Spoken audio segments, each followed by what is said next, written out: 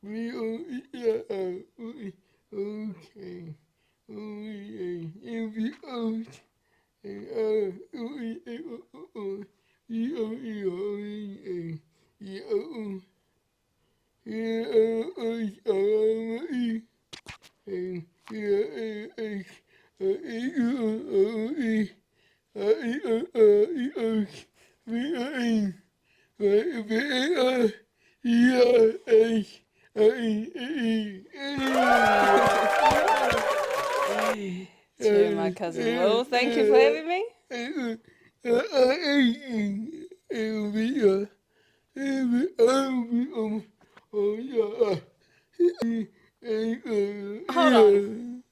Hold on. There was no planning from this fella. I had to practically beg. He goes on about how we're close and stuff. I had to practically beg to come onto this podcast. Yeah, I did I? Not one message, not one mention. Yeah, you're back.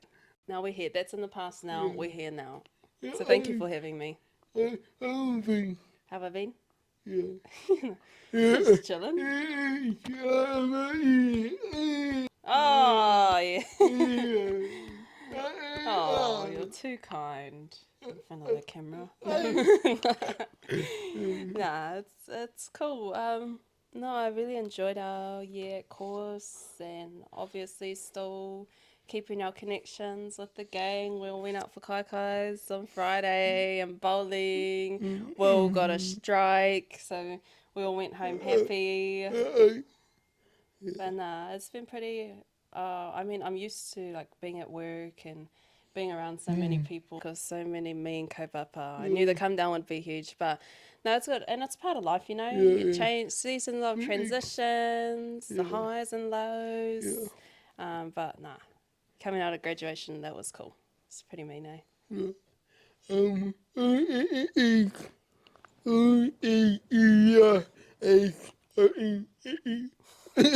What the full name? Okay. So, kia ora e te whānau, ko Riria Dalton Radio Wau. He uri tēnei no ngā tiwe pōhatu, ngā tipurau, no he kurangi maunga waiapu awa, o te rā no te taitokera no ngā puhi nui tonu. Yeah, that's how was my kazi from the north. But I grew up on the east coast in a town called Ruatoria, very small town. We have like one main shop, the Foursquare. And I don't know, I guess to paint a picture, it's like everyone hunts and fishes and rides their horses down the main street. Everyone knows everyone. And yeah, that's where I grew up, going to kura kaupapa Māori and then working on Māori radio in my late teens and early 20s. And then last year I moved to the Big Smoke to do Terito. 1 year. Yeah, it was a couple of days ago. It was my 1 year anniversary. So it's, my home is nothing like this. It was a big change. But yeah, I mean, that's the community I grew up in. It's practically all Māori community down there. So coming to Auckland, where there's like, it was like Spot the Māori when I went to Pack and Save. This was South Auckland too. I was like, what? But yeah, it's been a mean change. big culture shock, but good lessons. Yeah, I come from a whānau of 7 children, 6 girls, 1 boy, heaps of moko babies, love being an auntie. I'm a dog mama as well, heaps of horses. That was my life before moving to the city. And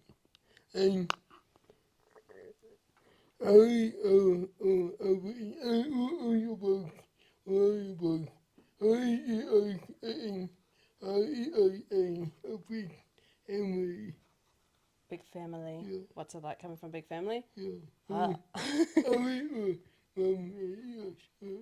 Yeah, well, I guess it's cool for me because I'm the second to last. So we're the spoiled babies. But yeah, I loved it. My parents raised us in a very loving home. My mum's actually from Otara. She's born and raised. Yeah. Oh, yeah. What was my mum's new favourite as of last week? She,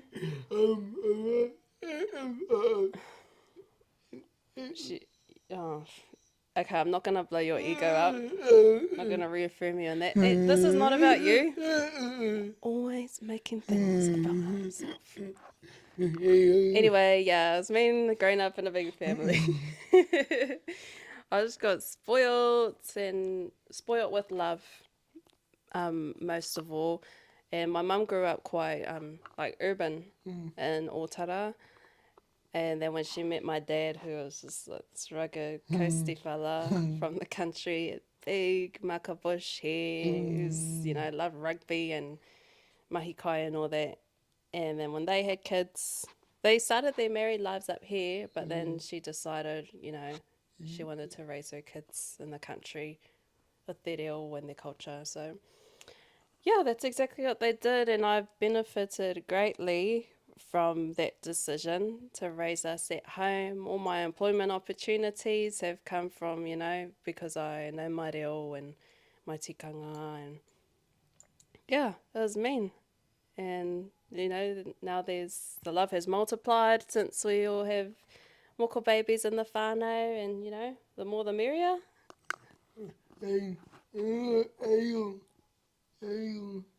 Radio. Yeah, that was my first job in high school. How did I get into it? Their current host was moving away, so they're just looking for someone to fill the role. Yeah, they put us in a group chat, a few of us young local kids, and they said, like, come in and do some training, and eventually I was the only one still going to training. So then I got the job, but yeah, I was so young. I was about 16 or... No, I was 16 when I was going home. How many years? It was maybe 6 years. I still remember my interview too. I went in, that's quite telling of my age. I had my school uniform on, I had like my Roman sandals, my hair was in pigtails, and I just gone to the shop to buy this big like lolly. So I walked in like chewing my lolly hard out, and then they're like, do you want the job? I was like, yeah. Yeah, all good. And then, yeah, they gave me the job. It was a bit rocky for, I'd say, the first year or so. I just wasn't, what was like an after school thing.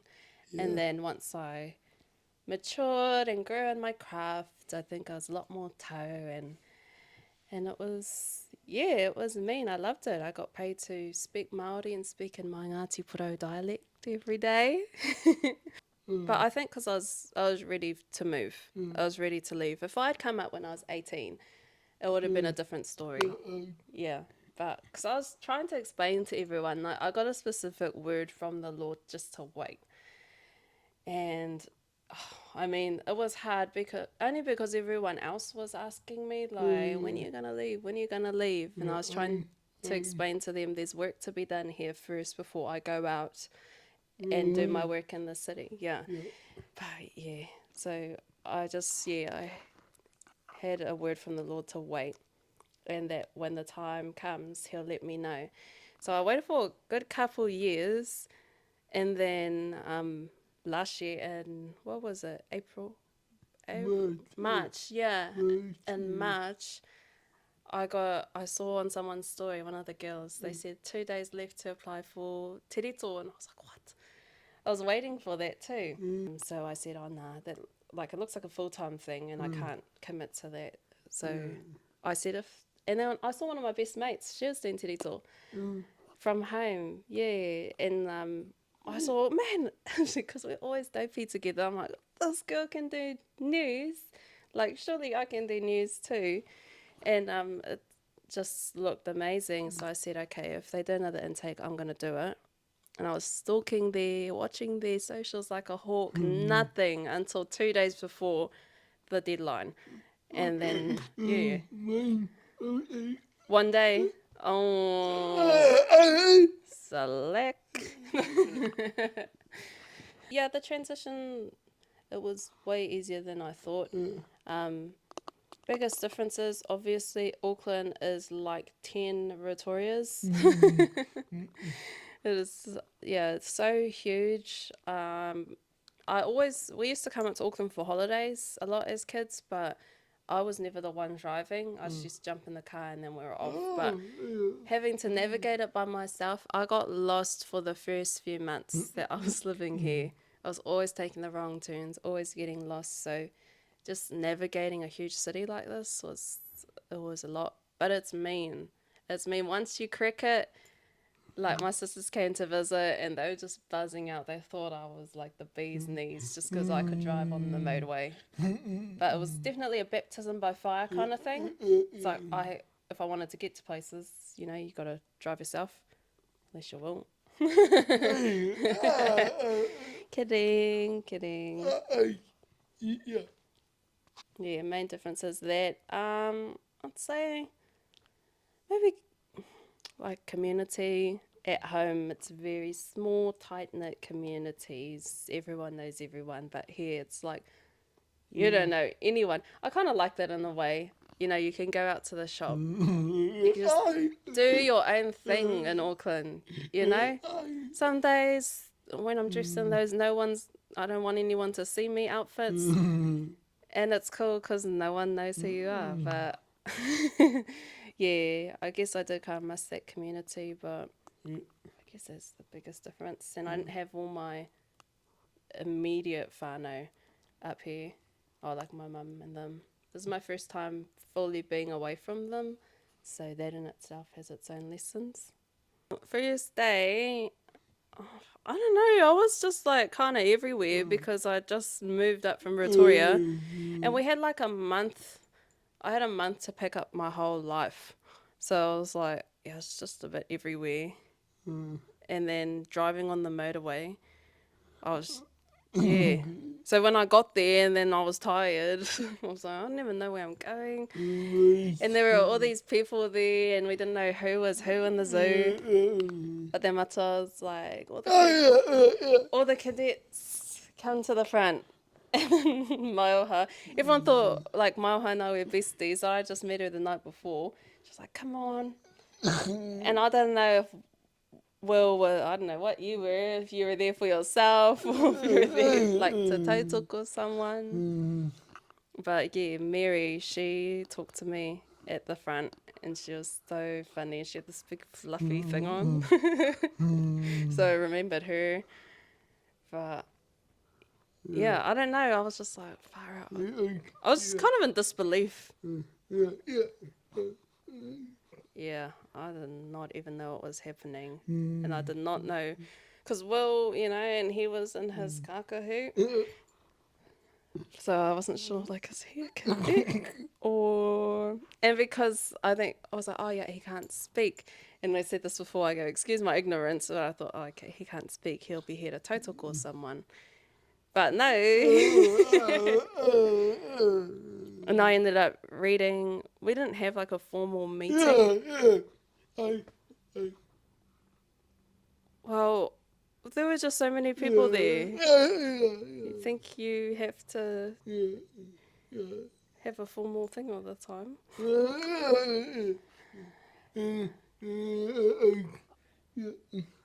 Yeah, but we met. I think that was the first time we sat next to each other. You can let me finish? You can let me finish my story?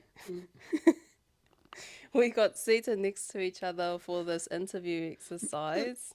And then that was either, other than your mum, was I the first one to read your things? Yeah. It was me. You. Yeah, I had to read Will's questions out. Pariti. Oh, yeah. But, yeah, I was reading Will's questions out. He was like, can you read? Please, man, can you read this out? I was like, okay. I guess. No. But I think that was a great cut. It's a bit of a blur. How has my year been? Terito has changed my life. No, Tirito's been amazing. Like I said, I waited years for an opportunity like this.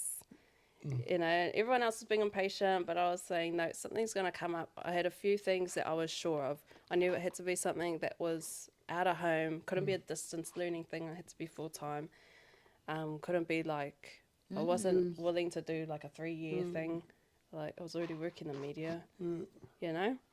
So when Terito came about, I knew that that was the perfect fit for me. And, you know, God willing, I get in. That would be a great opportunity for me. When did I get the call? I was at rugby training. I was at rugby training when I got the call, so I missed it.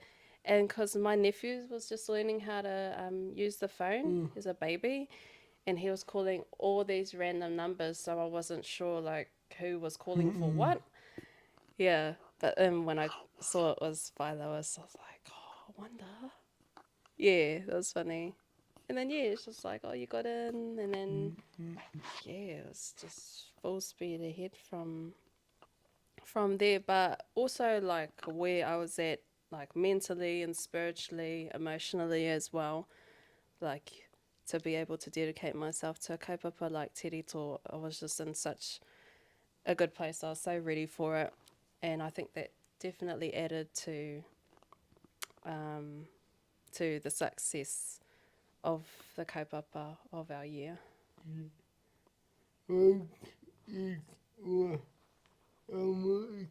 Oh, favourite moments.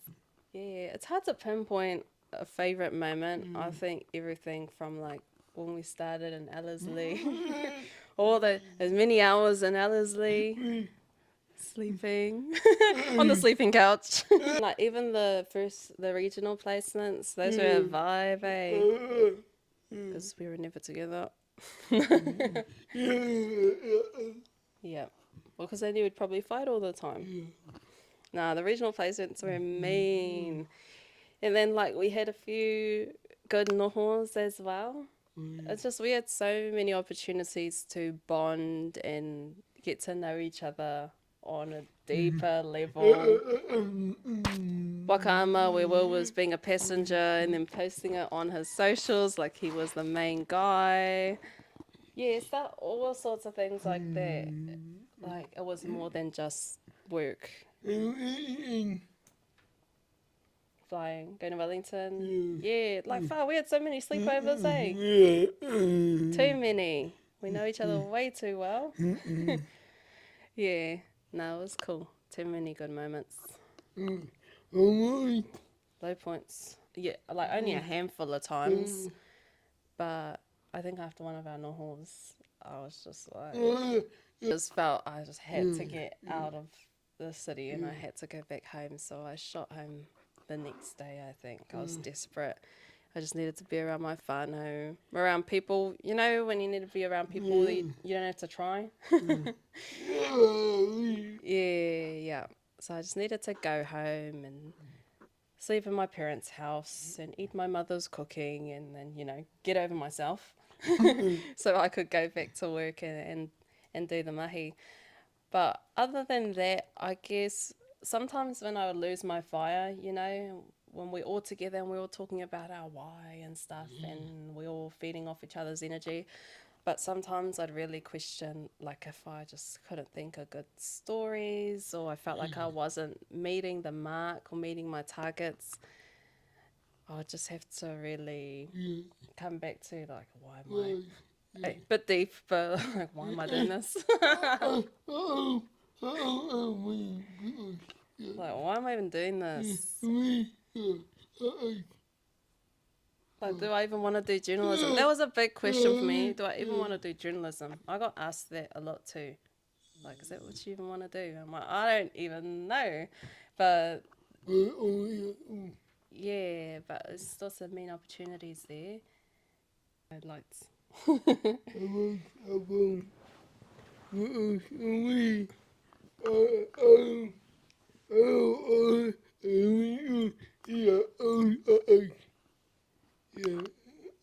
I hope you just said good things. Did we click straight away? 1 month. In 1 month. You have a really sharp memory. You have a memory of an elephant, I'll give you that. First impressions. I don't know. Like, I was trying to suss you out. Like, I was trying to suss everyone out. Like, I thought Periti's man was a cadet. I was prepared to stop the whole... We're going around in a circle, and they skipped over him. And I was like, they've skipped over one of our cadets. And I was prepared to, when it got to me, to say, Taiwan, we've skipped one of our cadets. Bro, like, kia koe te wā. I was ready to put my neck on the block. Lucky I didn't. But yeah, I was just scoping the room. So, and I didn't know, like, I was like, who is this guy? Is he young? Is he 40? Ended up being 40. No, I honestly never know what to think. But when your mum got up and said, you know, why are you laughing? It's been mean just getting to know everyone, connect with everyone on a deeper level, connect with everyone's whānaus. Like, your parents have had a lot to do with our cadetship. Yeah, and just like going beyond mahi. It's been mean, and like, I'm comfortable around you. You're the cuz. I can just tell you what's up. Even though oh gosh, you're taking ages, we're catching the train. He doesn't eat his veggies or drink water. I worry about him when he's not keeping his fluids up. Oh, there was one other thing. Oh, yes, and he films people without their consent. He posts it on his social media. That's probably a low light of our bond. And we'll fight. Yeah. And sometimes he's a bit of a drama queen.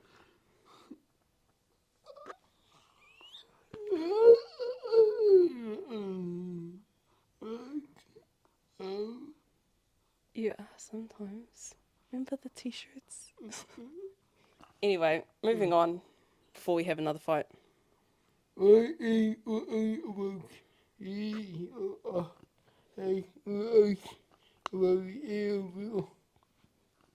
What have I learnt about disability so far since knowing you? What I've learnt about disability so far, I guess I've learnt a lot more since knowing you. Like, I did know a little bit from when I was growing up. My nanny was in a wheelchair, so but like, we didn't look at her as disabled, you know? We just saw her as our nanny who we loved, and she would do what she could do, and we'd help her out with the things that she couldn't, you know? And same like with you. I guess when I first met you and they explained, oh, you know, this is Will, he has cerebral palsy, he is non-verbal, even though he's the loudest person I know. Seriously, at the office, I'm like, shh, like, who's out there, so I pop up, shh, whoa, I can hear you all the way from the other side of the office. Gosh. Anyway, that's, yeah. When you hear that list, that lineup, it's like, whoa, you know? And then when you hear Will's a journalist, you're like, what? It was like a couple months in, Will had already done so many stories, and I was like, well, how do you even do your interviews if you can't talk? I know, I don't pay attention. Yeah, how do you even do them? Yeah, but I don't know. So I never saw you as disabled. We only knew you as the Will that could do stuff. Yeah, that can talk. Too much. That can walk up all those hills. He tried to get out of our hikoi at Noho. It was 6 a.m, and you know, when you go to a Noho, you got to do everything. It's compulsory. 6 a.m, everyone's up. This one's in this blanket. I was going to rip those blankets off. I said, you think this is optional? Yeah. And all the aunties were like, he wasn't supposed to go on that. I was like, bro, I've walked up some hills with that one, and he can do it. I know he can. You just act like you can't in front of the aunties, eh? But nah, I always know Will is the Will who can, not the Will who can't. So I guess that's mainly what I've learned.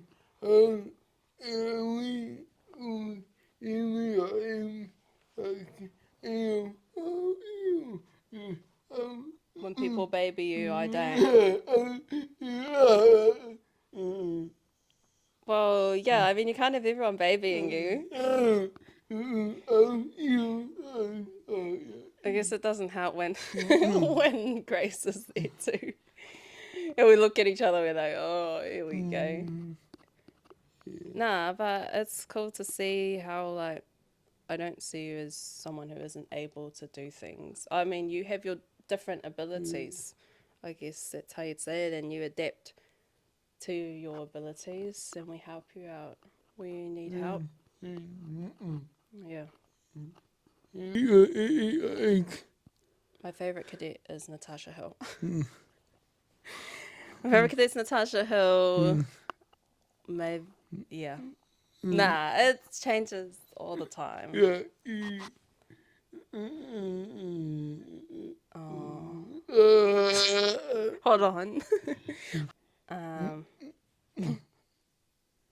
answering the question. Why is it important to learn? Yeah.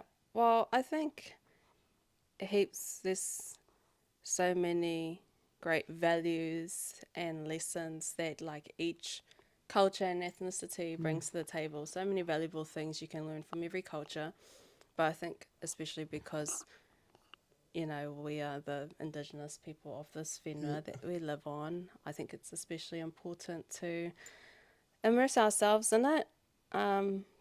You know, make it our business, is like, especially if you're Māori, because it's our whakapapa, so we must. But even if you're not Māori, I think, you know, it's our job to get stuck in, learn more about it. I found for myself as Māori, my life has only been, I've been, you know, richer because of it. You know, learning my reo and growing up at the marae and in kura, and it's just helped me, you know, have a deeper understanding of who I am and what my purpose is in life, and things that I've filled my kete out with and been able to apply even here in the city as well, and just take me through life in my workplaces. Yeah.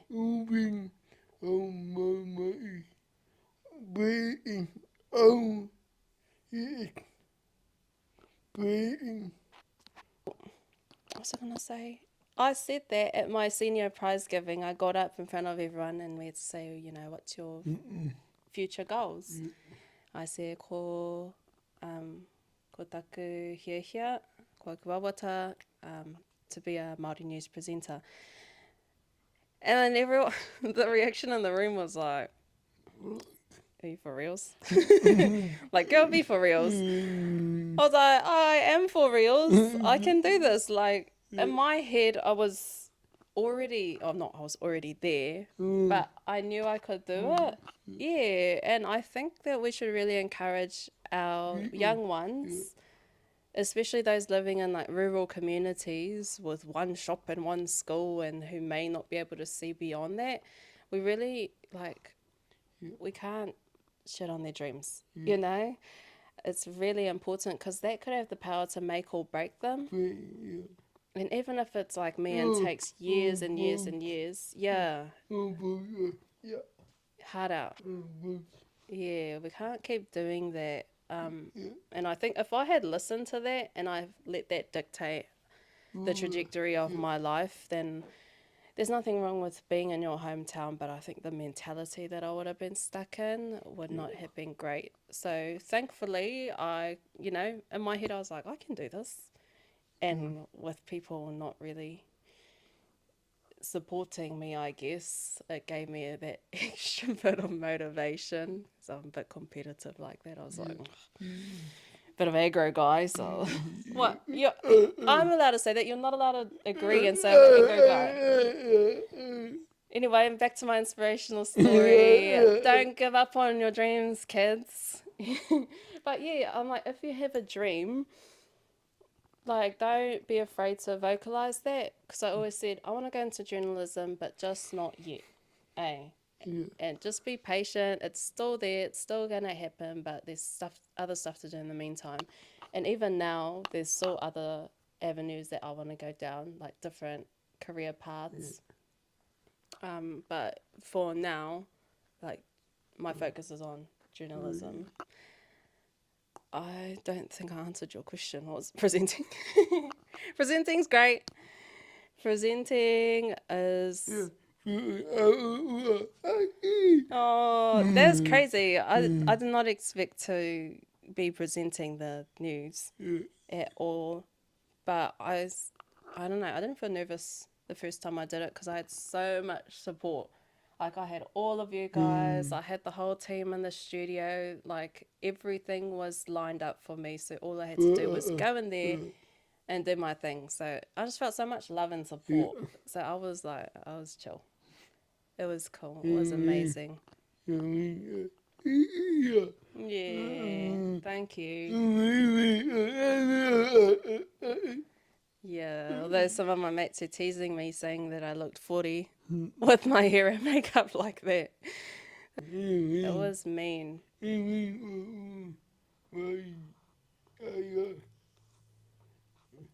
And yeah, again, so much support from our whānau. That's the thing, eh? It never felt like a competition when we were doing all our different mahi.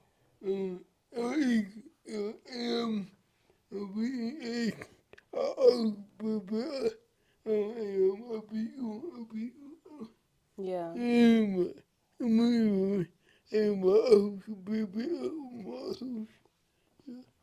Yeah, personally, like, it just encouraged me to be better, having other people around me who are doing great things too. Oh yeah, we've already done our music things.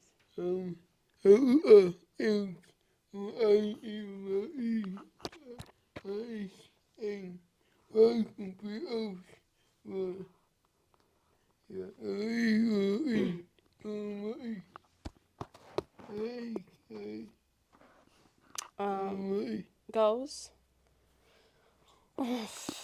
Well, journalism was always the goal for me. And now we're there now. We made it. This is it, whānau. We made it. But, like, how crazy is that? In that year of being cadets, we were publishing stories. We were like legit reporters.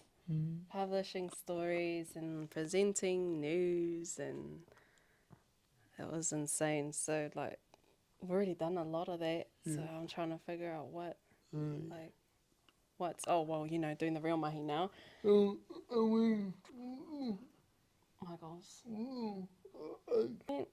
I do, like, in the future, probably, I don't know, maybe when I'm older I won't want to be, but I want to go and do teaching at some point. It's always been a dream job of mine. But I come from a whānau of teachers. Everyone's a teacher. When am I going to be a teacher?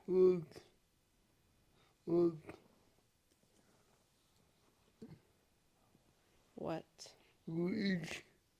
What? Teach what? Just everything. You know me, sharp as a tack. I teach it all. School of life. Yeah, but my mum was saying, no one go and be teachers, and then we don't listen, and everyone goes and becomes teachers. But yeah, I thought I wanted to try something different first, so why not journalism? Yeah, so I want to go back to school at some point, do some study, but I'm not in a rush to do that. Would love to have a slow life, get out of the hustle and bustle of the city when the time comes. I don't know, just go with the flow. I don't want to be tied down to one specific, I guess that comes from a place of privilege. I don't want to be tied down because, you know, still bills to pay. But I don't want to be tied down to one specific career. I think you can have multiple careers over your life. So I'm just excited to see where I head to next. But our focus is on, you know, ngā mahi kei mua i a tātou. Storytelling, to me, takes many different forms, especially for us as Māori and Pasifika. You know, we katuku iho i ngā pūrākau i ngā hītori, mā te kōrero, mā te waiata, mā te kanikani. So by speaking, singing and dancing, that's us, eh? That's our peeps. But also, you know, we can write. Now we have different tools. Ngā rākau a te Pākehā, we, as reporters, we write articles. If you're like Will, you do videos, photos. There's so many different forms of storytelling.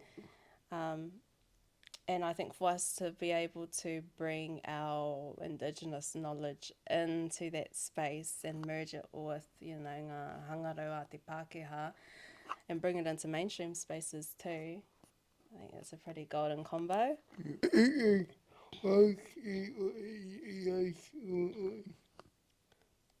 About just life in general.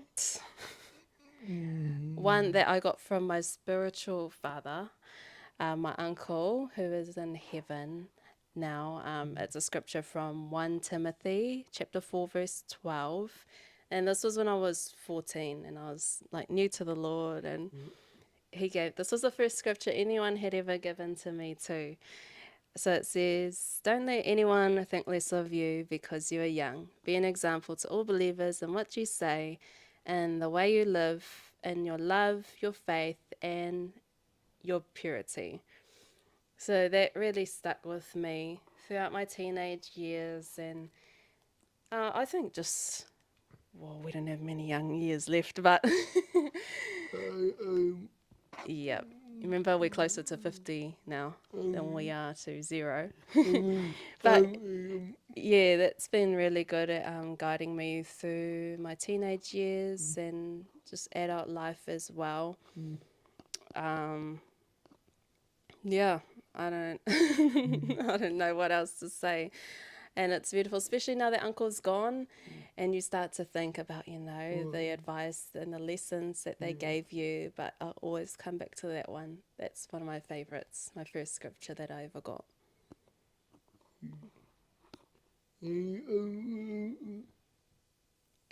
What? Anything else? Well, I think we covered it all. What's next for you?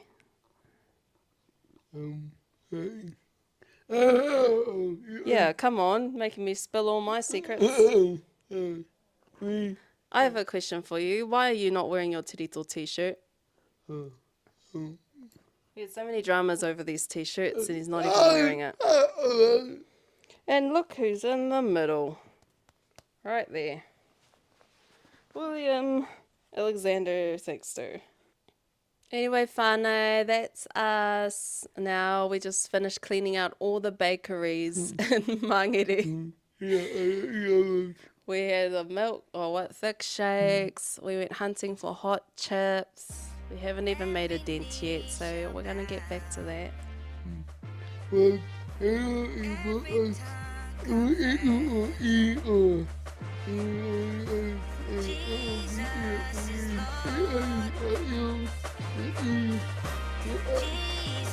Finish off with a pukana tahirua toru.